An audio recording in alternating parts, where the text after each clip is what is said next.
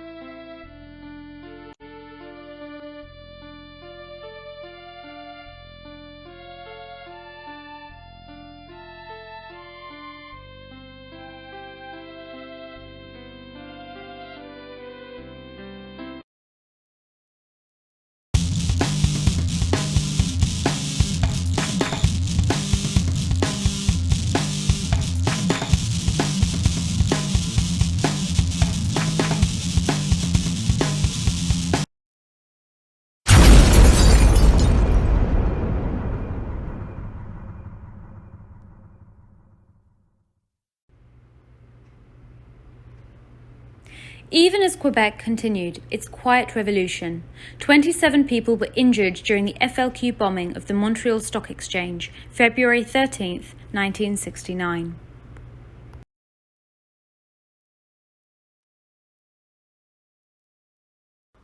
Early Monday morning, October 5th, 1970. Montreal, Quebec, Canada. 4 members of Front de Libération de Québec kidnapped British Senior Trade Commissioner James Cross from his home in Montreal near McGill University. A few hours later, the FLQ sends a message to Montreal radio station CKAC. Among other particulars, the group demands the release of 23 associates incarcerated in Quebec prisons.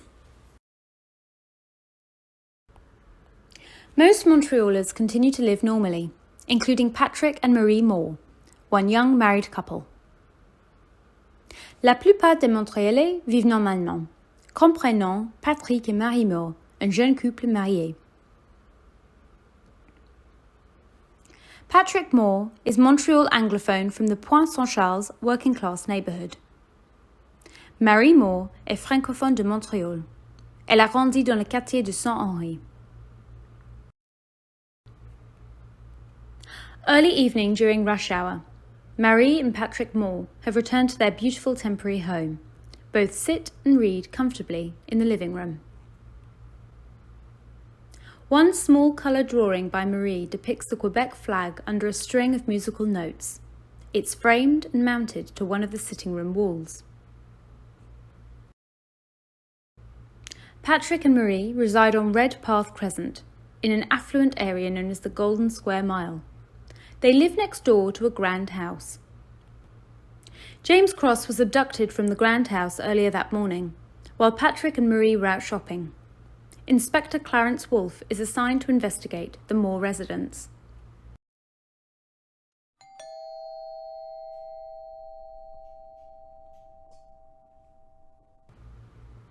Inspector Clarence Wolfe rings the doorbell outside Patrick and Marie's front door. Patrick rises. He opens the door. Hello. Sir, I'm Inspector Clarence Wolfe, Montreal Police Service. How may I assist you? I must discuss a serious matter. May I enter? Certainly.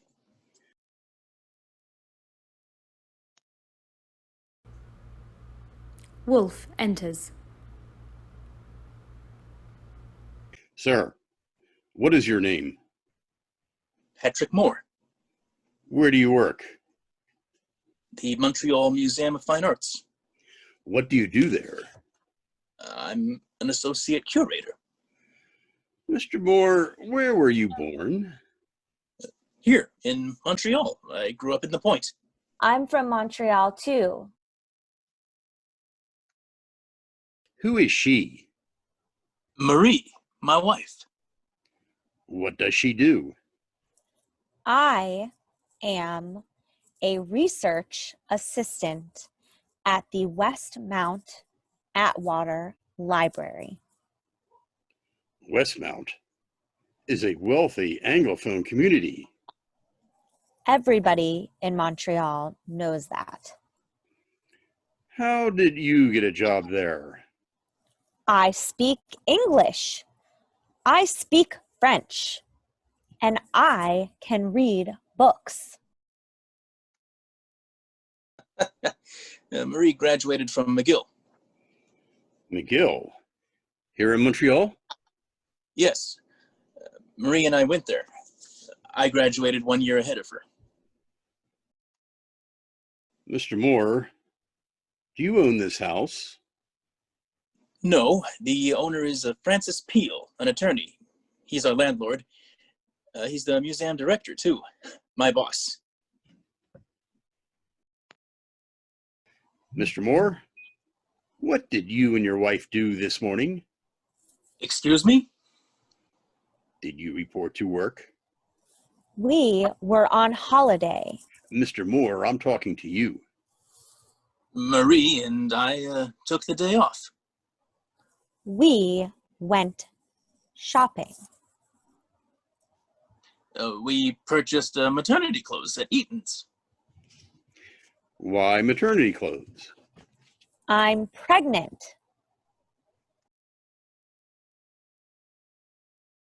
And we went to the palace. We saw the out-of-towners. It's a very funny film. About one middle-aged married couple lost in New York. Jack Lemmon's the husband. Sandy Dennis is the wife. So, you two spent most of your day downtown in Montreal on St. Catherine Street. Yes. Then we returned here, I guess around 5:30. Wolfe jerks his thumb at Marie's drawing. What's this? Marie is an ambitious artist. That is her drawing. I call it Québec la musique. Mr. Moore, are you loyal to Canada? Before McGill, I served aboard Her Majesty's Canadian ship Mackenzie. Your wife is loyal to Canada too? Moi, je suis une femme libre. Enough. I'm sure, whatever more you have to say, it's bad. Why are you asking these questions? Don't you honeymooners know? What should we know? 8 o'clock this morning, next door to this love nest, 4 terrorists kidnapped James Cross. They forced him into a taxi and drove away to God knows where. Mr. Cross is the senior British Trade Commissioner. We are sorry to hear. Mr. Moore, before the terrorists abducted Mr. Cross, did they offer you or your wife financial assistance for information? Or anything else to facilitate their crime? Police! Inspector, Marie and I did not assist any kidnappers, nor do we support any criminal activity. All right. For now, nothing more. Wolfe closes the door smoothly as he exits. Marie scrambles to the door. She opens it. She taunts Wolfe as he walks away. Bonsoir, bozo flic. Marie, I'm calling police to voice a complaint. When? Now. By the end of Monday evening, the police administrator puts Patrick's complaint into a pending file. The following day, Tuesday, as usual, Patrick reports to work at the museum. There he concentrates on the submission of a bid for Montreal to host the next Picasso exhibition. Wednesday, October 7th. Marie's obstetrician and several more Quebec physicians go on strike against the proposed healthcare law.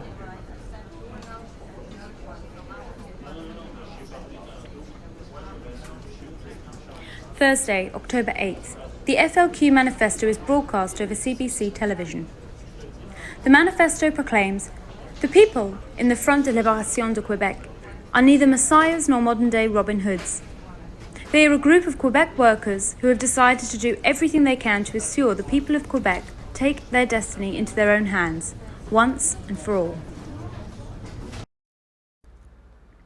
4 more FLQ members kidnap Pierre Laporte, the Quebec Deputy Premier and Minister of Employment and Immigration, from the front lawn of his home near Montreal while he practices football with his nephew. The kidnappers blindfold Laporte and drive him to an old bungalow 8 miles northeast from his home. Montreal Police Service, Sûreté de Québec, Royal Canadian Mounted Police, and the Canadian Royal 22nd Regiment conduct an intense search together for Cross and Laporte. Midnight, Friday, October 16th. The Quebec physicians' strike ends, which means Marie may continue her appointments. 4 hours later, the Canada Parliament approves the War Measures Act to give police extraordinary powers of arrest and detention as the hostage crisis continues.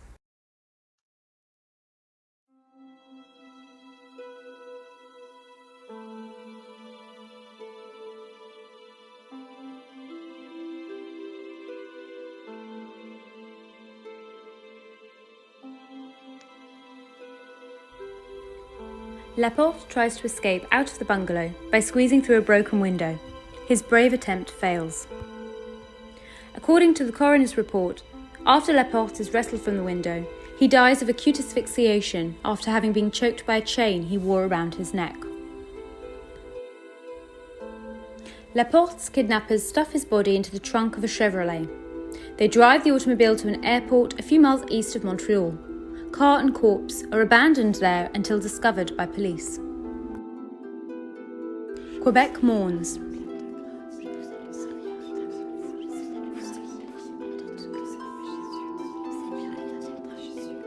As the crisis continues, authorities conduct thousands of searches, and many Quebecers are arrested or detained without bail or charge because of their alleged activity or sympathy for the FLQ.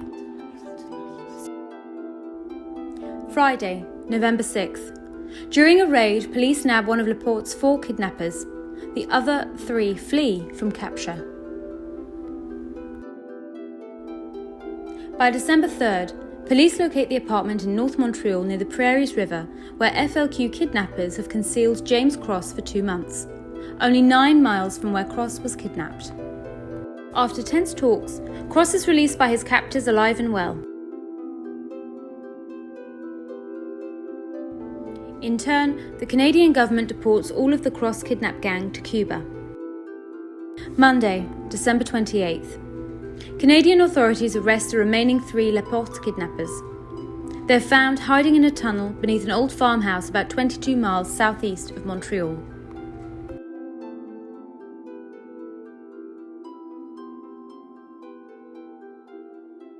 Marie arrives home from work several minutes before Patrick.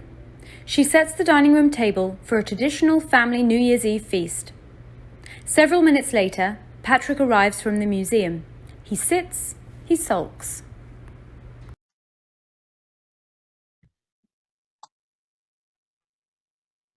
Patrick, what's wrong? Picasso. What's wrong with Picasso? 1 hour ago, Frankie told me our museum has been dropped from the list of sites proposed to exhibit the master's work next year. Oh, c'est dommage. Why? Because of concerns since our crisis, which involved Mr. Cross, our erstwhile neighbor, and the late Minister Laporte. Our city may have to wait years to host another Picasso exhibition. Oh, forget Picasso.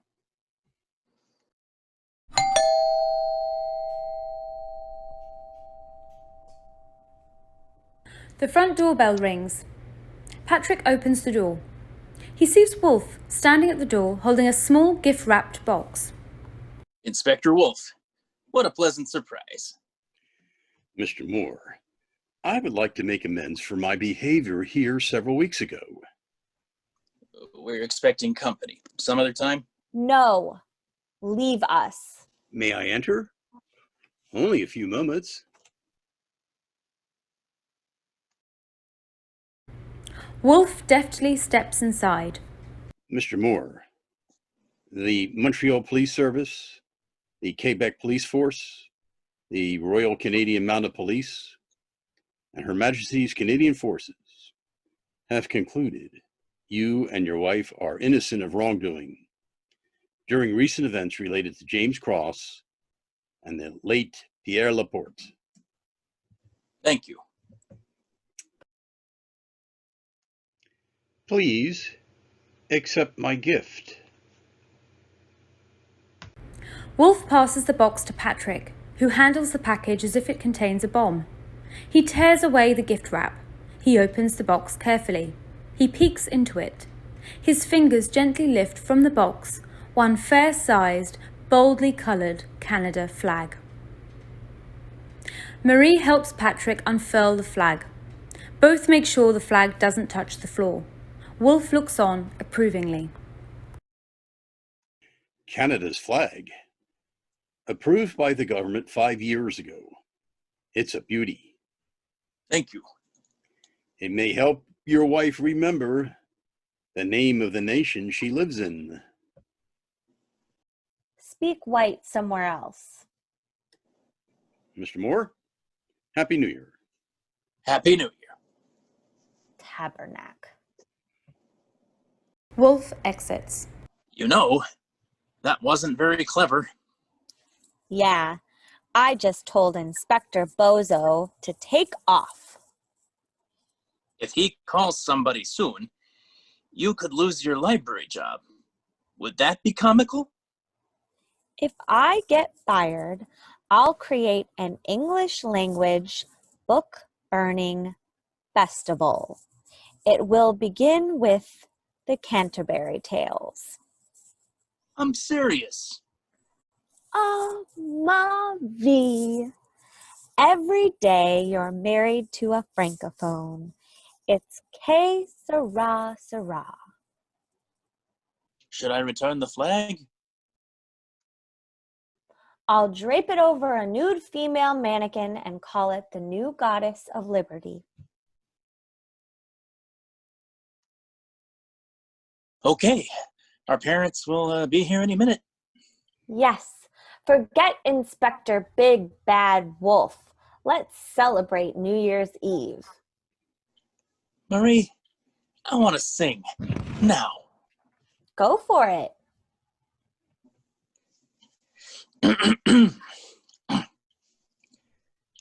I have always placed you far above me. I just can't imagine that you love me. And after all is said and done, to think that I'm the lucky one, I can't believe that you're in love with me. Aw, Patrick, Tu chantes bien. Our first baby is coming this spring. We must make the world a better place for the child, n'est-ce pas? Oui. La la la. La la la. La la la.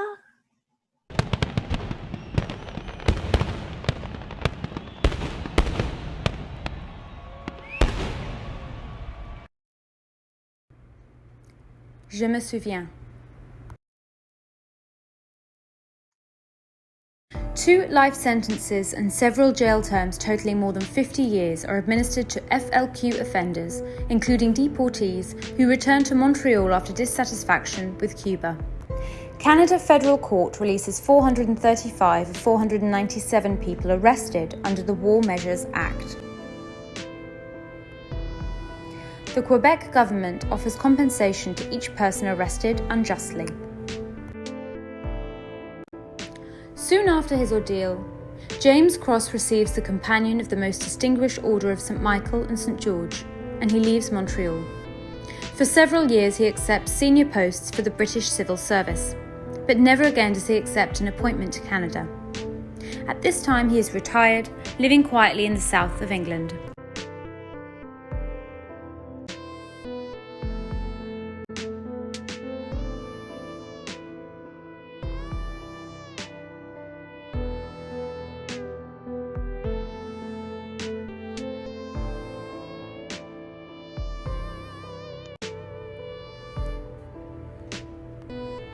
Plusieurs autres personnes blessées ou tuées par les violences de FLQ pendant les 1960.